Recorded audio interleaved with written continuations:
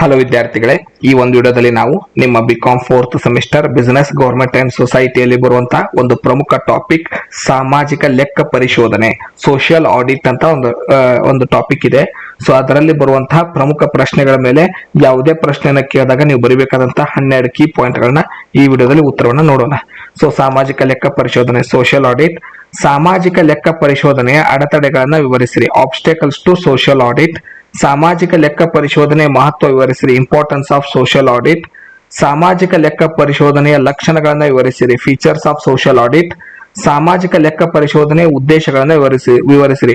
Objectives of social audit. So social audit ಮೇಲೆ ಅಡೆತಡೆ ಕೇಳಿ, ಮಹತ್ವ, ಲಕ್ಷಣ, ಉದ್ದೇಶ, ಅದೇ ರೀತಿ ಬೇರೆ ಬೇರೆ ಅನುಕೂಲ ಏನಾದ್ರೂ ಕೇಳಿದ್ರು ಈ ಪಾಯಿಂಟ್ಸ್ ಗಳನ್ನ ನೀವು ಉತ್ತರವಾಗಿ ಬರೀಬಹುದು.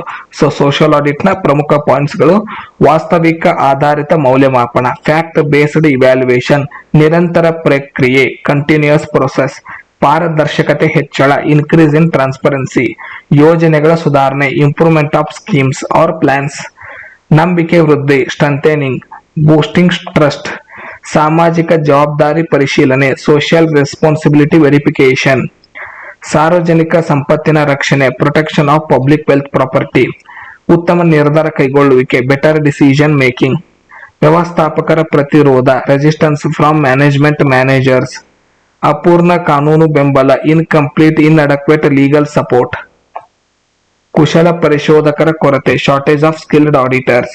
ಸೊ ಇಷ್ಟು ಪಾಯಿಂಟ್ಸ್ ನೀವು ನೆನ್ಪಿಟ್ಟುಕೊಂಡ್ರೆ ಸಾಕು. ಇವಿಷ್ಟು ಸಾಮಾಜಿಕ ಲೆಕ್ಕ ಪರಿಶೋಧನೆ, ಸೋಷಿಯಲ್ ಆಡಿಟ್ ಮೇಲೆ ಸಂಬಂಧಪಟ್ಟಂತ ಕ್ವಶನ್ಗೆ ಉತ್ತರಗಳು. ಮುಂದಿನ ವಿಡಿಯೋದಲ್ಲಿ ಮತ್ತೊಂದು ಟಾಪಿಕ್ ನೊಂದಿಗೆ ಸಿಗೋಣ. ಧನ್ಯವಾದಗಳು.